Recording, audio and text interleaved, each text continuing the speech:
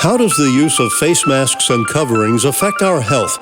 The pandemic brought their widespread use with little or no thought given to the respiratory hazards of masking, and those hazards are creating a public health emergency. It's time to assess how the widespread use of face masks has been affecting our health. The Vermont Emergency Forum to assess the respiratory hazards of masks will address these issues on Friday, May 12th in Burlington City Hall's Contois Auditorium, and you are invited to attend. Presenters include experts addressing the current use and effectiveness of masks and the importance of respiration to all of the body's systems. And OSHA specialists will explain our right and our responsibility to assess the hazards of masks. Learn more about this all-day forum and register at vtmasksurvey.com. The Vermont Emergency Forum to assess the respiratory hazards of masks on Friday, May 12th in Burlington City Hall. Register now at vtmasksurvey.com.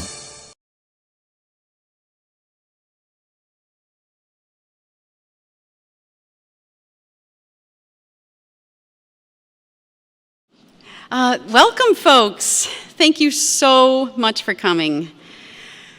I'd like to start with just a big exhale, because we have a lot to celebrate. My name is Amy Hornblass, and 3 years ago, I was a health teacher at St. Johnsbury School, going into my 11th year in the school district with 700 students between preschool and 8th grade, and they wanted me to come back to school in the fall and mask the kids, and I could not do that. I'm a health teacher, and I just knew, based on biology and effects of tobacco and trauma and asthma and all the issues that would cause, but I had never heard of masking. I had no idea that this was a thing.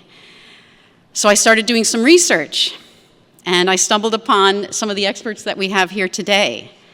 And I found out that we know that there are hazards to wearing masks.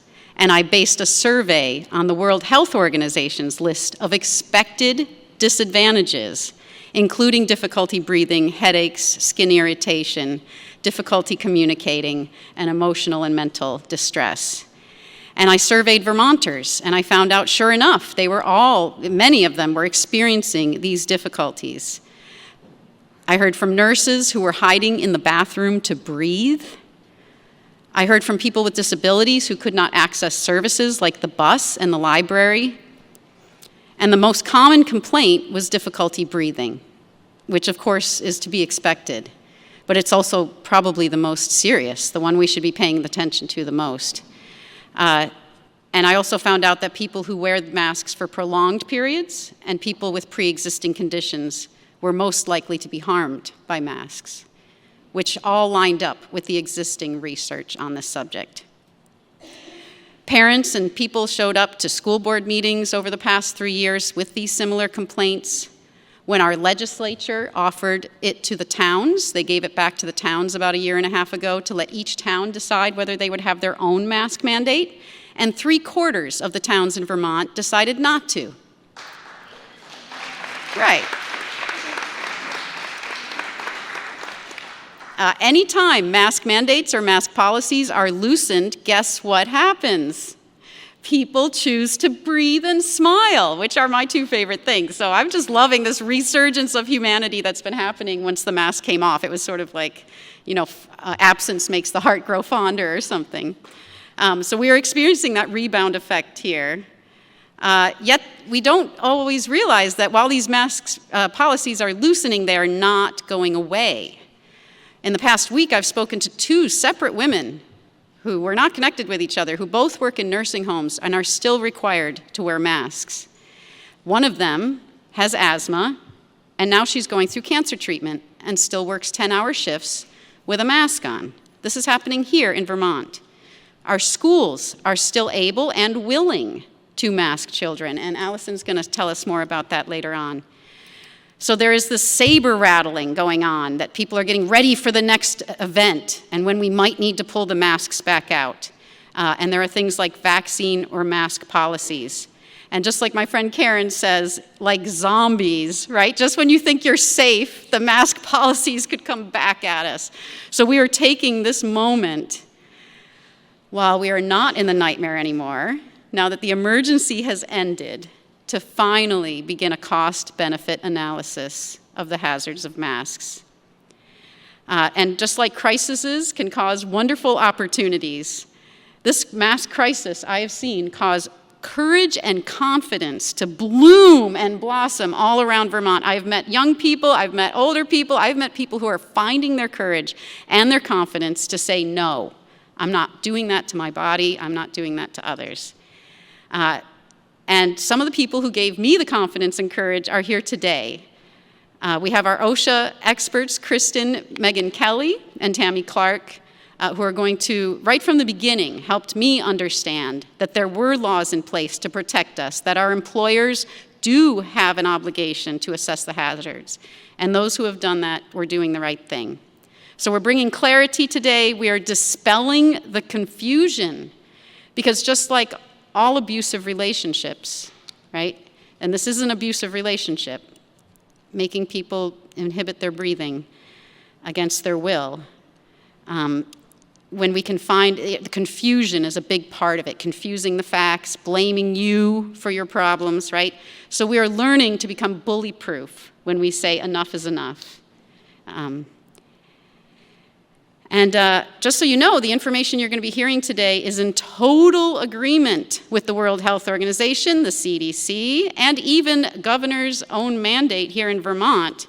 When he first issued his mask mandate, he said, nothing in this order or any other health guidance from the state shall require the use of a mask when you are engaged in a strenuous activity, when a child or adult has a medical or developmental issue with wearing the mask, or when you have difficulty breathing. So even the governor agrees with us, guys. This is really great to know. But due to, of course, the censorship and isolation that abusers, abusive people use to keep us isolated, and in ignorance, we may not know that. So thank you for coming. We're gonna have a great day.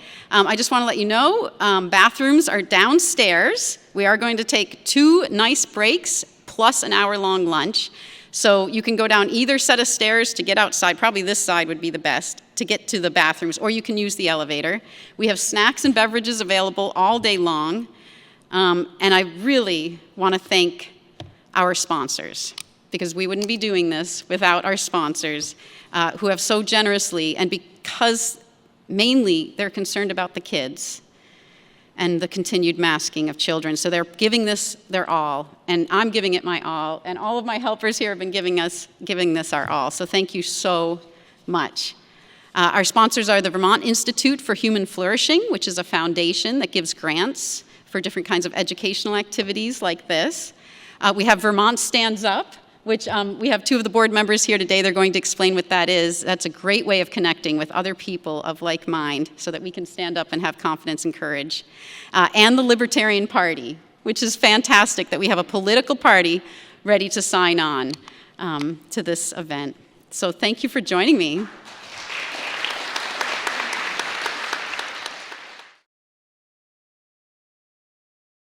How does the use of face masks and coverings affect our health? The pandemic brought their widespread use with little or no thought given to the respiratory hazards of masking, and those hazards are creating a public health emergency. It's time to assess how the widespread use of face masks has been affecting our health. The Vermont Emergency Forum to assess the respiratory hazards of masks will address these issues on Friday, May 12th in Burlington City Hall's Contois Auditorium, and you are invited to attend. Good morning. Thanks, Andrea. My name is Gail Brown, and for the last 2.5 years, I've been an official board member for Vermont Stands Up. And during this time, we've built out a pretty beefy platform of our website, vermontstandsup.org. It's full of content and a wonderful tool to contact your senators and legislators directly in your county. It's really one-stop shopping. It's really, really easy to do. It's free to be a member of Vermont Stands Up, and I promise you that you will not get inundated with emails being a volunteer organization. Presently, we're working on a 6-minute YouTube video that will describe professionally who we are and what we've all been through here in Vermont. And it'll also include the Vermont stories of what happened throughout this time period. I'd like to note that our membership actually tripled 2 years ago when a board member of ours put out an email on this very subject of masks that went out to the entire VSU membership as a petition, and people spread it far and wide, and our membership tripled. So this subject is very near and dear to the VSU hearts. I've lived in Vermont since I was 16, and I went to high school in the Northeast Kingdom, and I went to the University of Vermont for college. I'm an entrepreneur, a former small business owner in Vermont, but most importantly, I'm a seeker of truth. So I'm really looking forward to today's forum. But first, I'd like to share just a small business story as an owner during this time period. For the last 23 years, my husband and I owned and operated the second largest tourist attraction in the state of Vermont, called the Cold Hollow Cider Mill, which included that during the time of the mask tyranny. When the tyranny was lifted, we found ourselves #1 tourist attraction in the state, and Ben & Jerry's fell to #2. So you might ask, why did that happen? Well, as the observer of hundreds of thousands of people that have come through our doors over 3 foliage seasons during this time period, there's 2 things I think why that happened. One, we chose not to police people when they came through our doors, whether they were wearing a mask or not. Thank you. But we also chose not to judge people who wanted to wear one or didn't. We valued the creation of an environment in our small business of no fear and no judgment for our customers, but most importantly for our staff. And these values really ring true for Vermont Stands Up as well. I remember a call that we got during fall foliage of 2020. You remember when the government allowed us to move around that summer. And I had a caller from out of state, and she called and she wanted to know what our policies were during the pandemic for opening our doors. And I told her very, very kindly, with total love, I said, if you're worried about the pandemic, please don't come here. Because there is something about a hot cider donut in the fall in Vermont.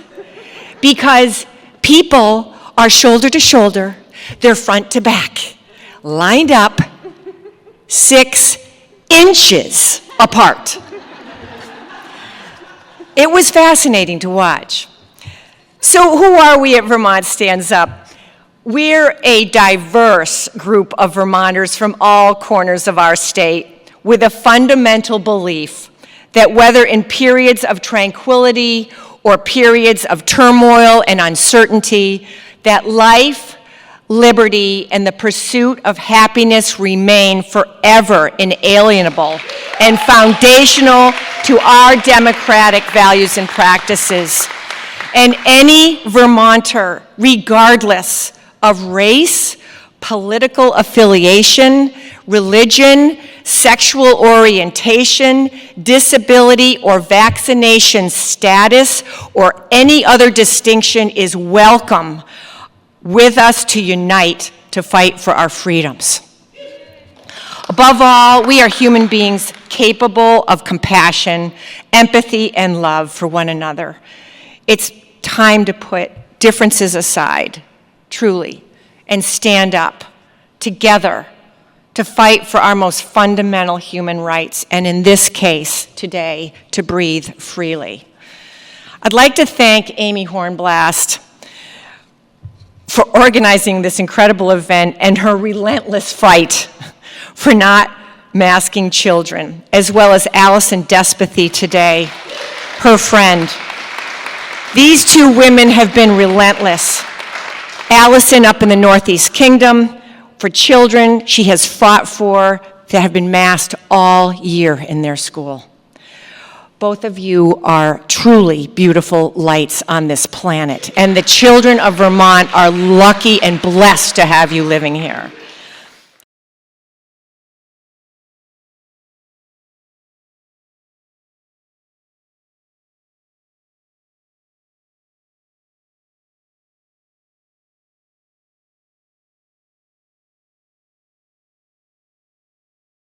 How does the use of face masks and coverings affect our health? The pandemic brought their widespread use with little or no thought given to the respiratory hazards of masking, and those hazards are creating a public health emergency. It's time to assess how the widespread use of face masks has been affecting our health. The Vermont Emergency Forum to assess the respiratory hazards of masks will address these issues on Friday, May 12th in Burlington City Hall's Contois Auditorium, and you are invited to attend. Without further ado, I have the honor and pleasure to introduce our keynote speaker. She's a biochemist who understands the physiological processes behind masks. Dr. Christina Parks. Thank you.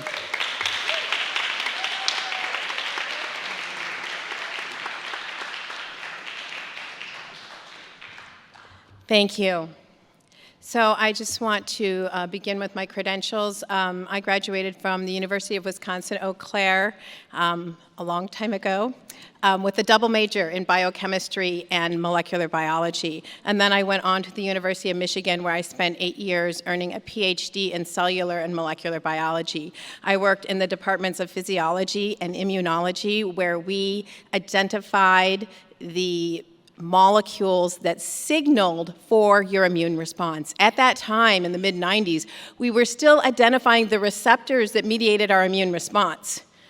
You know, when we didn't vaccinate until we knew what we were doing, right? Till the mid-90s. Right, so there was this plaque on many of the doors that said, if we knew what we were doing, we wouldn't call it research.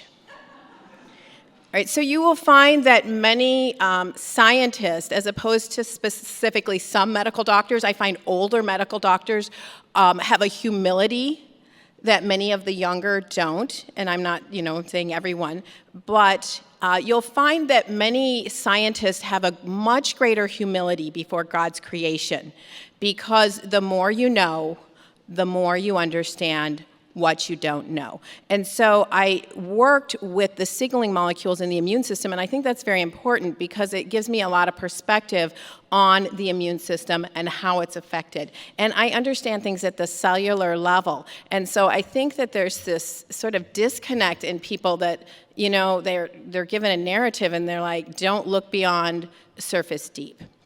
So when they came out with, first of all, they said masks don't work, right? We have Tony Fauci on video saying masks don't work.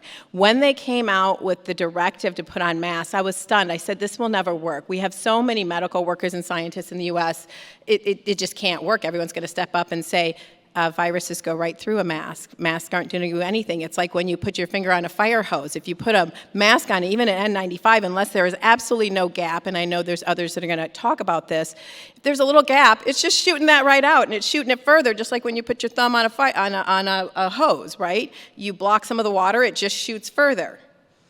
And this idea that it was carried by droplets, we've always known better than that. It's aerosolized, it hangs in the air for hours. So you're shooting it out, it's hanging in the air. And I was like, and so I couldn't even have this conversation for 6 months to a year because it was so obvious to me that masks don't work. You don't argue about something that's a foregone conclusion. And so to see this persist and persist in the face and watch medical professionals get on board was very scary for me. It's like throwing babies into the ovens and everybody acting like this is okay. And so today I really want to talk about some of the harms. There was just a Cochrane report that came out, and it reviewed several of the mask studies. In fact, there were only 12. We're 3 years in. Wouldn't you think that there would be dozens, if not hundreds, of studies showing the efficacy of masks since they've mandated? There's only 12, and many of those are previous ones looking at the flu. Why didn't they do the studies?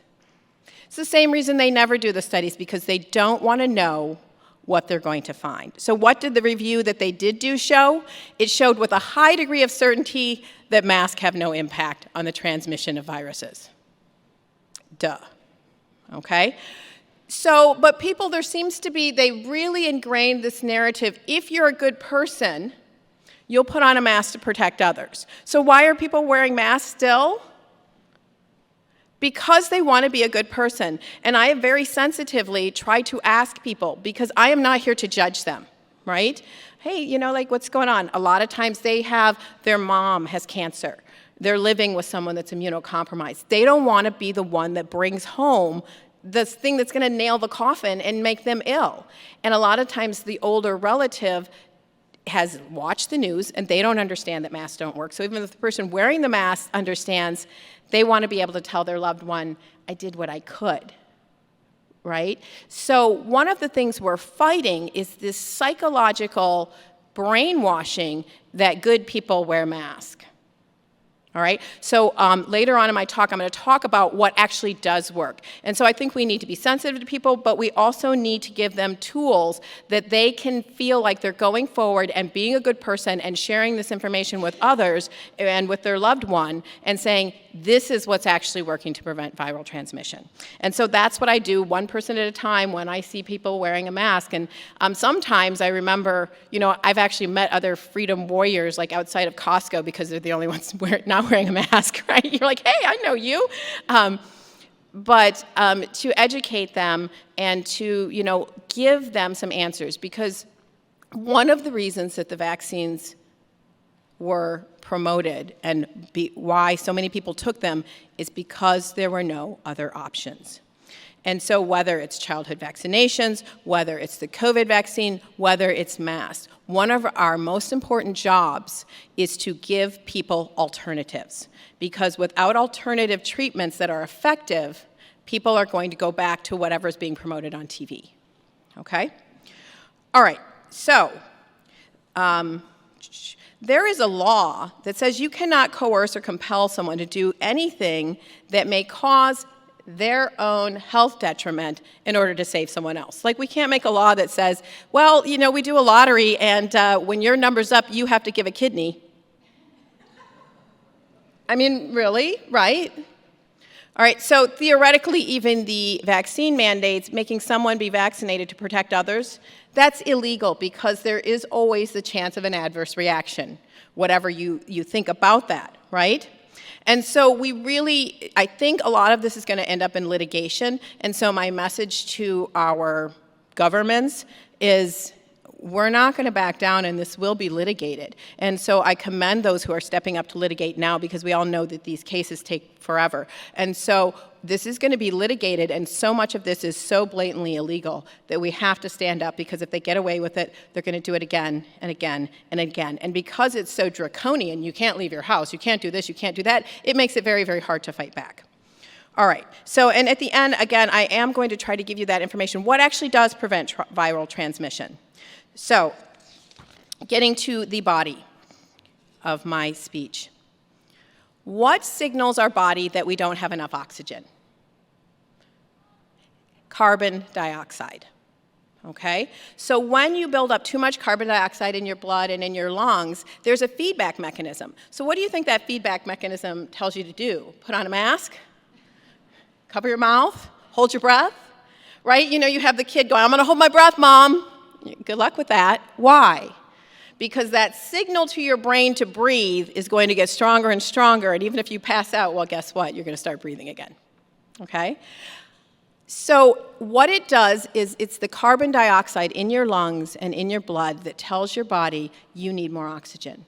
And so what are you going to do? It's actually going to tell you to breathe harder, right? When you're exercising, you start breathing harder in order to what?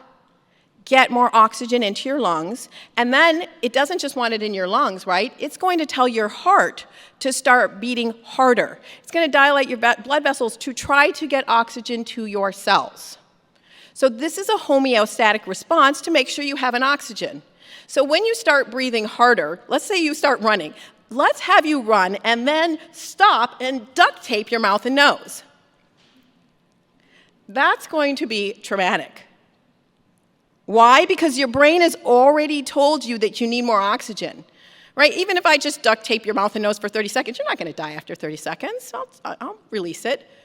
You are going to be clawing at me. We'll handcuff you too, to get that off because your body says you need to breathe and you're not allowing yourself. So I use this extreme example, but that's just what we're doing. You put on a mask, you increase your CO2 in the mask, in your lungs, in your blood.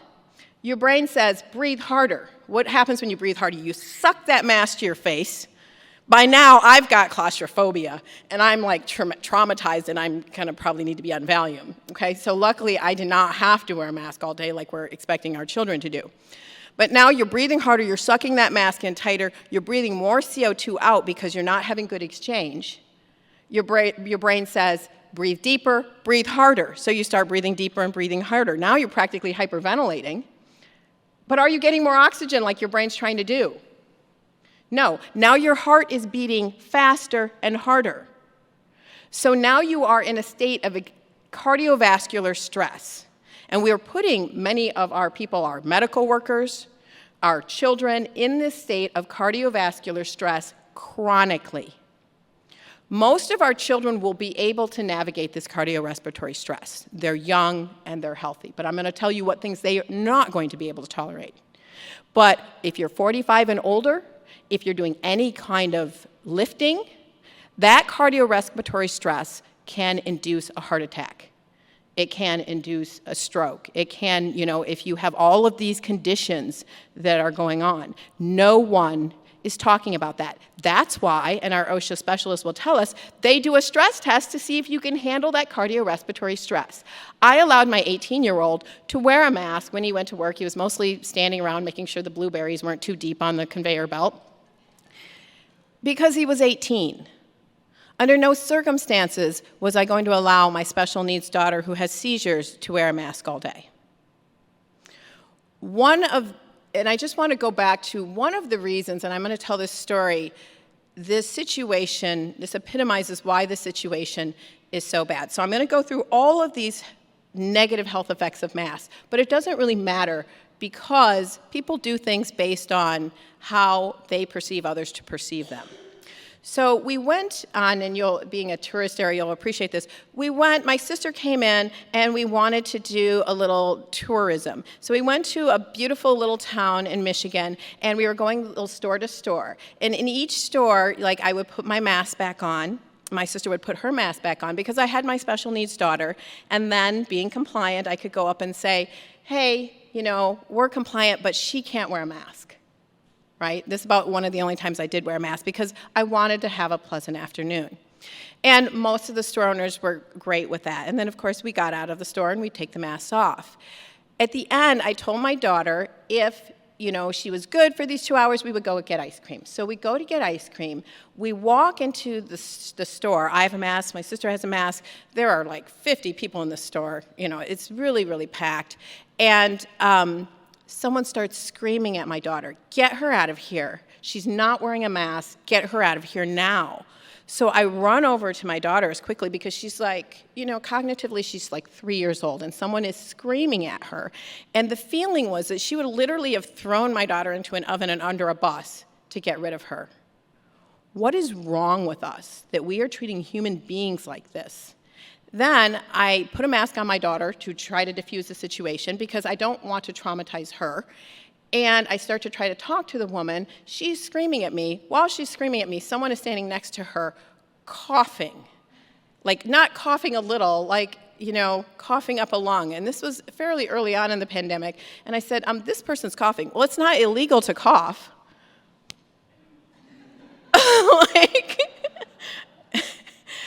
but my healthy daughter, who's not wearing a mask, she's ready to throw under a bus.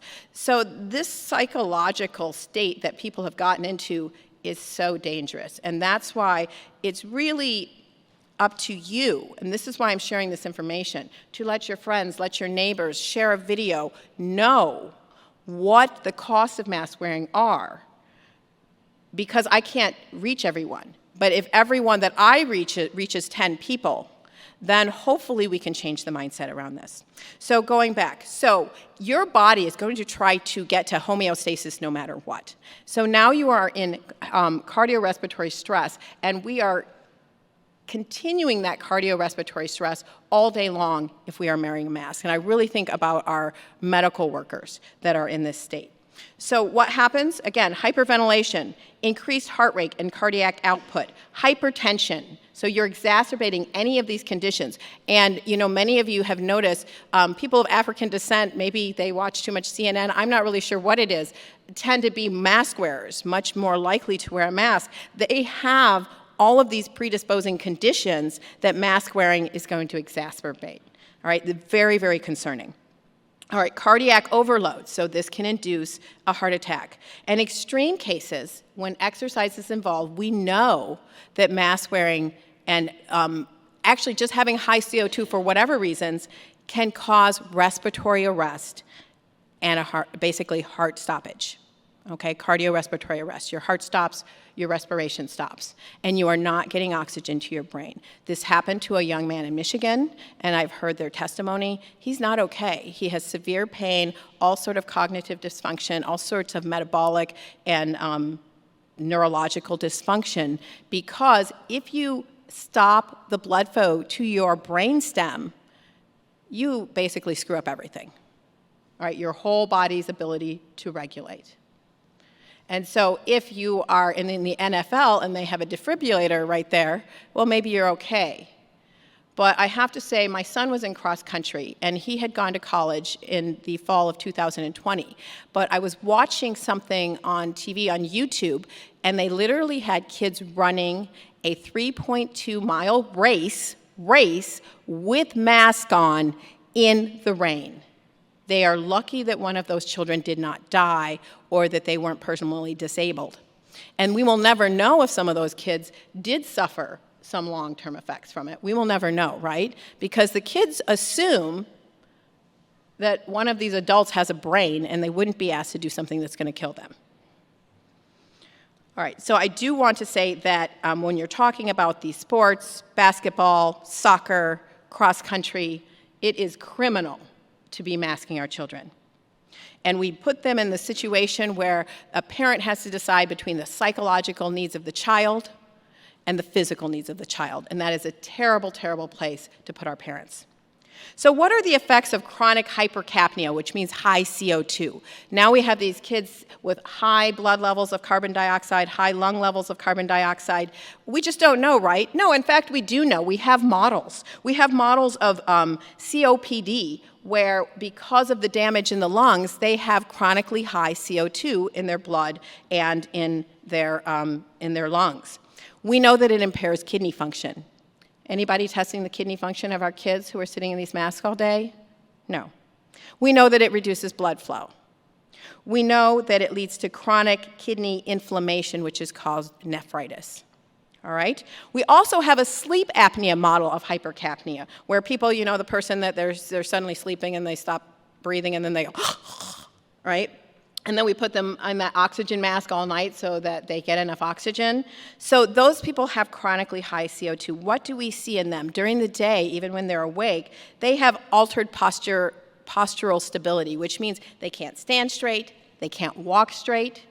All right? So chronic oxygen deprivation and chronic high CO2, they have altered gait and increased falls. These have effects. And that is not just some random effect. That suggests that these are having deep physiological effects. And when you are doing this every day, the body is not able to recover. So you're going to get sustained chronic damage. When we're talking about our kids, their brains are still developing. How will you know that if whether 2 years of chronic masking decreased your child's IQ 10 points? How will you know if their development was compromised? Is there a control group? Have we measured the cognitive abilities of one group versus the other? No, we just don't care. All right, for young people, first of all, young people have a smaller airway, so they're having trouble getting enough oxygen, relative to adults anyway.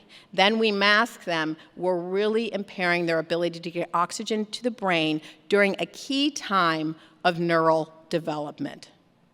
And remember, again, there's another window of neural development that happens between the ages of 12 and 19 for women and 12 for 26 to males. No, it is true. Males take a little longer to develop their brain. But the point is that frontal lobe development is also a critical time in neural development, and restricting oxygen flow to the brain during that time, we really haven't had the studies to show what is happening there. All right, my own daughter has seizures, so I looked up some papers on seizures, and Dr. Avery Jackson was also talking about how there's this kind of refractory period. If you take the mask off, as you actually get oxygen into the system, that can be a stressor too. And so it actually is likely to trigger a seizure after you take the mask off. And so I presented some data showing that both mask wearing and taking the mask off can trigger seizures to my neurologist, asked them to write a note saying that there were no negative health impacts of my daughter wearing a mask, and they were willing to do it. They were willing to say there absolutely no. And I wasn't about to, so as a parent, if I had been willing to send my daughter to school with a mask, if there were some harms, then I could sue them. But there was no way I was going to be willing to send my child to school with a mask.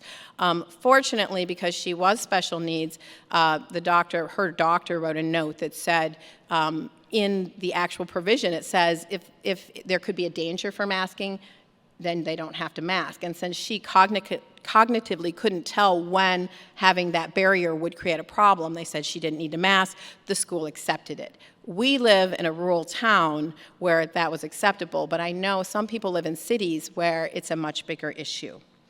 So yes, what mask wearing and taking the mask off absolutely can trigger seizure activity. All right, so now I want to get to some really key elements, because I understand that what they're trying to say is some kids are immunocompromised, so everybody else has to wear a mask to compensate for this immunocompromised child. But before I get to that, this is kind of along the same lines, and I am kind of gearing this to children.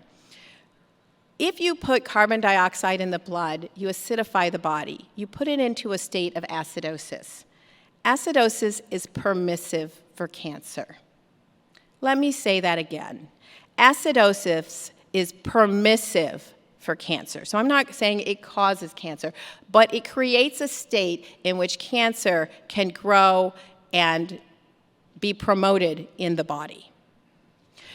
If you were just having your child wear a mask once for some event, this is not a big deal. But when you are either a healthcare professional or working in a nursing home, or you are a child in school, wearing the mask every day induces a state of chronic acidosis. How do we know that? Because we have models like COPD where they're in a state of chronic acidosis, and we know through studies that they actually have higher rates of cancer. We are already seeing an explosion of cancer in our children. In my little small town, where the elementary, the middle school, and the high school, all in the same building, 300 kids, there are at any given time 3 children with cancer. That's a huge rate of cancer. And yet we want to mask the children so that if they do have cancer, their immune system can't attack it and destroy it. We want to permit it to grow for years. No, not okay. All right, so I want to, never mind, okay. All right, so the other key element of this is that long-term hypocapnia is immunosuppressive. Long-term hypercapnia is immunosuppressive. Long-term high CO2 in your blood suppresses your immune system. So we have this child A over here who has a compromised immune system. And the best way to protect everyone is to put a mask on them so that they are breathing out bacteria and viruses and fungus. It's growing in the moist environment of the mask. They're dropping it on the floor, picking it up in the bathroom, putting it back on their face, breathing into it some more. Their immune system is compromised. We have all of them doing this, and they're touching one another, of course.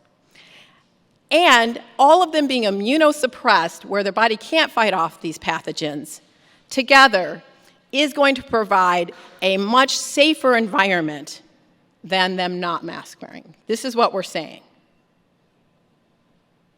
So we've taken one immunosuppressed child, and to try to protect them, we've created a whole class or a whole school of immunosuppressed children who are wearing masks, which we know are harboring all sorts of pathogens because we have the studies. There's things like the bacteria that causes meningitis is growing in these masks.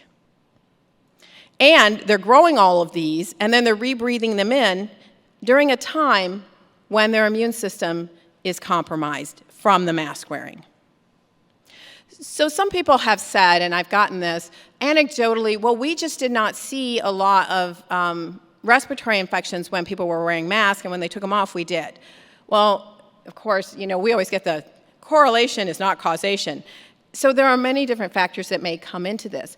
But if you have ever worked with immunosuppressed people, one of the things that you will note is when you actually have an illness that is truly immunosuppressive, you don't get ill. So I have someone that I know, a friend of the family, their young daughter has some health issues, and several times they've told me, well, everyone got COVID, or everyone got ill, everyone except her. I'm so glad she didn't get it. And I said she probably did get it. Her immune system is just so compromised that she didn't have symptoms. When you get sick, your immune system, how is it activated? It's activated by an inflammatory response. And in a healthy person, that inflammatory response comes up, and then it goes down. And in the meantime, it destroys the virus, and it does all sorts of signaling that is necessary. When your immune system is compromised, you don't get that inflammatory response. Now, we'll say that person doesn't, because that immune response, like when you're getting sick, you're like, oh, I don't feel so well. That makes us feel terrible. And so they're like, well, I'm glad she doesn't feel terrible. That doesn't mean she still doesn't have the virus. That doesn't mean she still doesn't have the fungus. That doesn't mean she still doesn't have the bacteria. It means her immune system isn't functioning properly, and so she's not getting that feeling. So we need to be careful about how we, our perceptions and whether they're really following the science. And so really, really good studies are needed, studies that apparently nobody wants to do. So it's really, really important that we understand that by mask wearing, we are creating immunocompromised people, and we are increasing the prevalence of pathogens in their environment. And this afternoon, we will have OSHA specialists talking about why we have engineering controls. So I've heard people say, we're going to breathe fresh air. And that's exactly right. Open a window. Turn up the cycles on the ventilation system. Increase that airflow. Dilute those pathogens. There are so many other ways to deal with this than causing an environment that could promote cancer and immunosuppress our children. So when you're promoting cancer, we've given these kids an acidic environment in their bodies where cancer can run rampant, and then we've compromised their immune system. Many people don't realize that you get cancer all the time. So when you go in and they say, people come back, I've got cancer. Like, it just happened yesterday. Yesterday I didn't have cancer. Today I've got cancer. And I know that this is an alarming diagnosis, so I am not making light of this. But I want to say, you've had cancer for 10 years or for 5 years. Or, who knows how long, right? Unless you took the vaccine, then maybe you didn't have cancer yesterday and you do today. But your immune system destroys cancerous cells. Children have an extremely strong, robust, innate immune system. And that's why, historically, they have not gotten cancer. So if we are seeing increased rates of cancer in our children, it suggests that they have something compromised with their immune systems. So we're putting our kids in a state that promotes the growth of cancer because their bodies are acidic, and then we are compromising their immune system that destroys cancerous cells. We just want to keep adding kindling and keep putting on lighter fluid, and then we're wondering when this is all going to be set ablaze. And then, of course, they'll say it had nothing to do with any of this. We have no idea why. All right. And to be specific about shutting down the immune system, we know that there are key genes in the immune system. One is NF-kappa B, and we have the science to show that chronic hypercapnia shuts down the expression of that gene. And so that's why these kids are not having an inflammatory response in response to pathogens. Okay. Oops.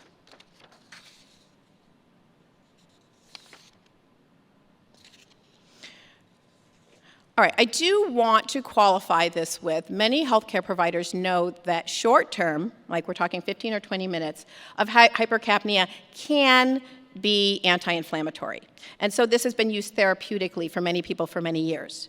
But we're talking about 15 to 20 minutes. So I'm not concerned where you really need to go to this place and you put your mask on for 15 to 20 minutes. Most of us have a problem with that from a civil rights perspective, but from a metabolic perspective, I'm not particularly concerned. I personally start having like an anxiety attack as soon as I put a mask on because my brain's like, you know, you're compromising your ability to breathe. And I'm like, yeah, that's kind of scary, isn't it? All right.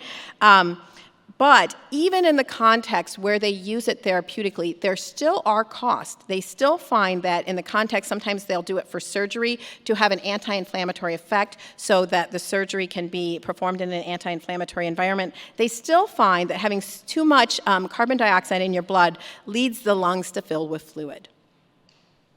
So there are cost benefits no matter what you do. And again, this talk is given in the context of informed consent. How many people were informed of any of this before they put their kids in a mask and sent them to school for years? All right, so I just want to talk about the exercising with a mask. They actually are several papers on this, and they come out of like Asia, where they wore masks for SARS-1, right? And so because they have masks in the past, some people did do these experiments and found that, of course, exercising with a mask on could actually lead to irregular heartbeat.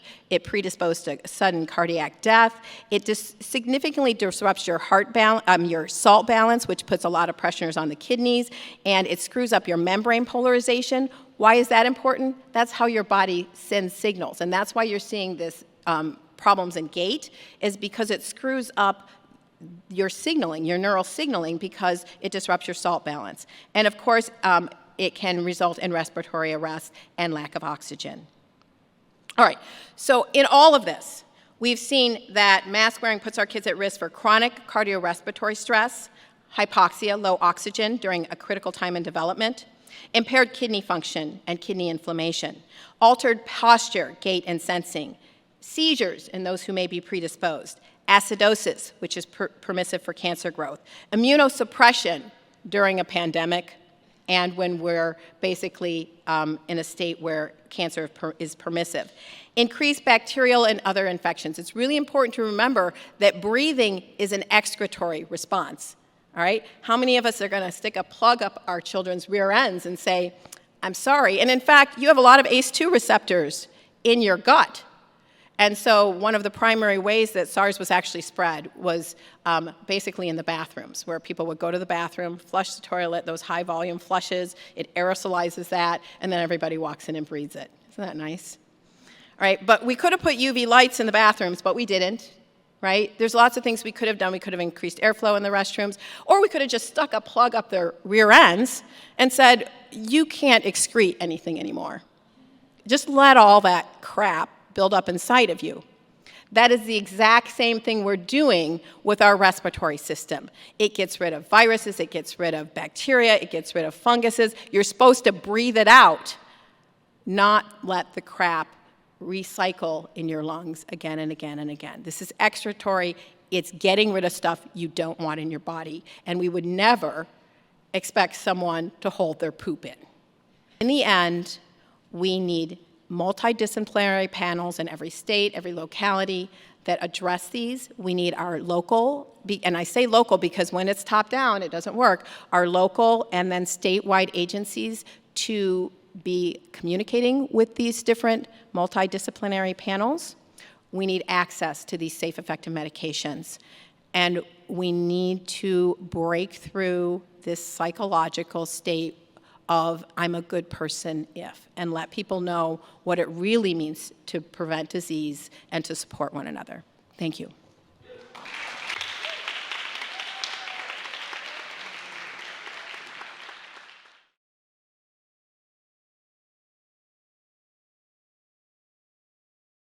How does the use of face masks and coverings affect our health? The pandemic brought their widespread use with little or no thought given to the respiratory hazards of masking, and those hazards are creating a public health emergency. It's time to assess how the widespread use of face masks has been affecting our health. The Vermont Emergency Forum to assess the respiratory... At the State House, I was talking about how we're weavers. We weave stories, right? And we get to choose what stories do we want? What do we want the world to look like for ourselves, for our children? So we really are the weavers of these stories, and every action we take now is influencing and creating that story for the world, that story for Vermont, that story for the community. And that's where us sort of really using truth and justice as our driving force is huge. And also the word virtue. I think the word virtue often comes to mind a lot. Today in the world, people can choose pleasure very easily. We're surrounded by options for pleasure, or we can choose virtue, and we can choose like a very sort of righteous path based on truth and justice. Hopefully we find both. Hopefully we find our times of pleasure, of course. We all need and deserve that, but we need to be working for virtue. Virtue, truth, and justice, and I know that all of you are doing that, and I thank you so, so much. With regards to stories, there is a story that I want to tell, and it's a heartbreaking story, both literally and figuratively, and it's the story of what happened at the Newark School in the Northeast Kingdom. And so I started to tell this story a little bit yesterday at the State House, but I was limited in time, and so I really just want everyone to know what's going on because it's a perfect representation of wrongness happening and damage and hazards and harm happening in our schools to children, and it's not okay. So a few days, I was down at the beach with my family a few days before school started at Newark. I got a phone call from a woman who I've been connected with because she knows my work, and she was, wanting to reach out because she was concerned about her children wearing masks in the school. So she called me up, and she told me what was happening, and she was just in a frenzy, and she just couldn't believe. They told us the kids have to wear they have to wear masks at school. What are they doing? How can they do this? How is this okay? I'm going to get a lawyer. And then another man called me who his children went to that school, and they sort of connected, and they said, what are we going to do? We're going to get a lawyer. Our kids don't feel good. This is wrong. How can this be happening? And so they decided, 3 of them, decided to pull their children from the Newark school because they had choice and they could go to another school. So they did choose to do that. Well, obviously many other children were there and they were going to have to go through this because nothing was happening. So as soon as this happened, obviously Amy and even a few others who I see out in the crowd here, we decided we were going to go to the school. So we went to the school board meeting, and in public comment, we were each given 3 minutes, and we were able to say, why is this wrong? Let's look at this. So first of all, we all know masks are not FDA-approved medical devices, right? They're emergency use authorization only. Absolutely not. You cannot tell someone to do that. These are not approved, and this is the situation that is happening right now. So we tried every single angle. A bunch of us, we would go every single month and we would offer public comment. We talked about everything that Dr. Christina Parks talked about. CO2 it's a waste, right? How do you get rid of that waste? You breathe it out. Oh, yes, sorry. Oh, sorry. Yeah, no, you're beautiful. I want your face to... Okay, good, sorry. Here we go. What's that? Oh, no, I don't want that. No, beautiful. Thank you, Ashley. Okay, good. CO2, you were Okay, yes. So back to CO2, good. So CO2 obviously is a waste, and we would say, at the school board meeting when they would literally be timing us, we would be saying to them, you can't get rid of CO2 any other way. I remember saying to them, you can't blow it out your ears. You get rid of this waste through your nose and through your mouth. That is how you release it.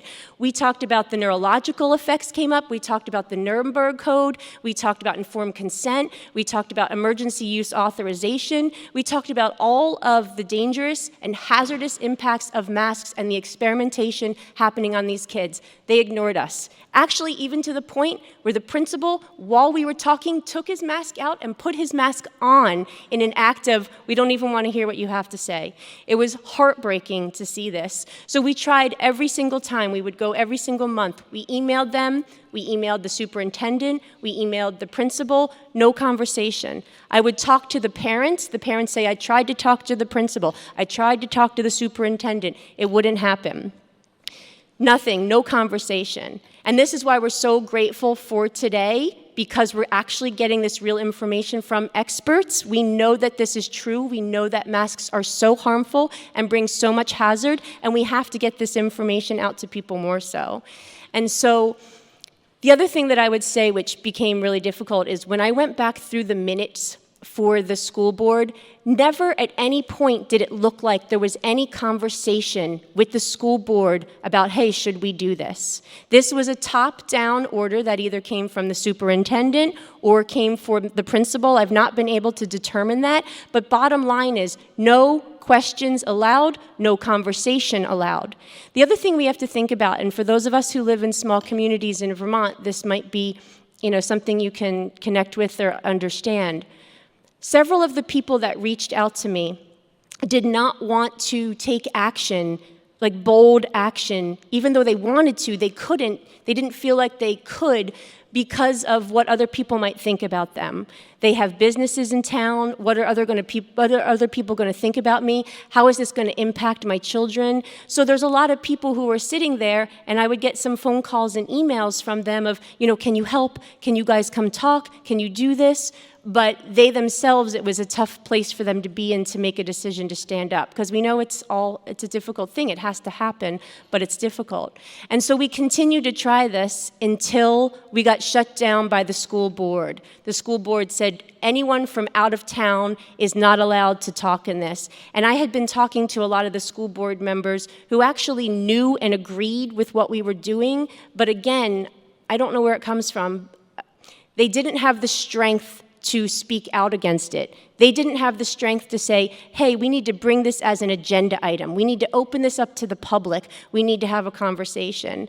I had legislators who told me I should stay out of it. That's local business. We should stay out of it. And I said, what are you talking about? If the parents aren't standing up for whatever reason, if the school board is not standing up for whatever reason, if the principal is not standing up, if the superintendent is not standing up, then Amy and I went to the Agency of Education, and we would go to the meetings and we would offer public comment there, and we would say, this is what's going on, this is not okay, here are the reasons, what's going on? Nothing. I talked to the Board of Education, 2 of the members, and I said, can we get this as an agenda item? This is what needs to happen. Nope. And I don't know if it's weakness, I don't know. I've gone through all in my mind, how could they not see, how could they not jump in and do something about this and at least engage the conversation, right? We absolutely need to be talking about this. Did you have a question? I'm sorry. Well, my interjecting here is the unions. The what? The teachers' unions. Exactly. There's so much lockdown control and no one can act. The school boards are there to protect and interact between the community and the school, and they're not doing their job. So there's been a massive breakdown. I've talked to Dr. Levine twice. I'm due to talk to him again next Friday, and no one wants to step up. Thank you. No one wants to step up and take action, and that's what is heartbreaking. And that's why it gives me so much hope when I see people, and we're like, here, and we're like, yes, we have to spread this word, we have to do this work, etc. So we'll see where it lands. The school year's wrapping up. I don't know what they're going to decide. I don't want to take too much more time, but I had 2 last things to say. So Section 504, and I just want to read it so I get it right. This is what the justification was said to be used to allow the mask mandate at the Newark school. Section 504 of the Rehabilitation Act of 1973 is a federal civil rights statute prohibiting discrimination on the basis of disability. It specifically prohibits discrimination against students with disabilities and guarantees them a free and appropriate public education. As we all know, and I'm sure we can all agree, every child should have access to a free and appropriate education. Absolutely, hands down, no question, right? The question is, if this Section 504 is being used to justify the mandate that children in a school can be masked because of an immunocompromised child, then we have a problem. Because nowhere in Section 504 does it say that children can be put at risk or harmed or experimented on. And that is what is happening in this situation right now, and that is the problem. And if we have this happening in Newark and no one's stepping up in, where else is it going to happen? You know, how is that going to spread? And we cannot allow that to happen. I don't know if it's going on in other states, but something has to be done.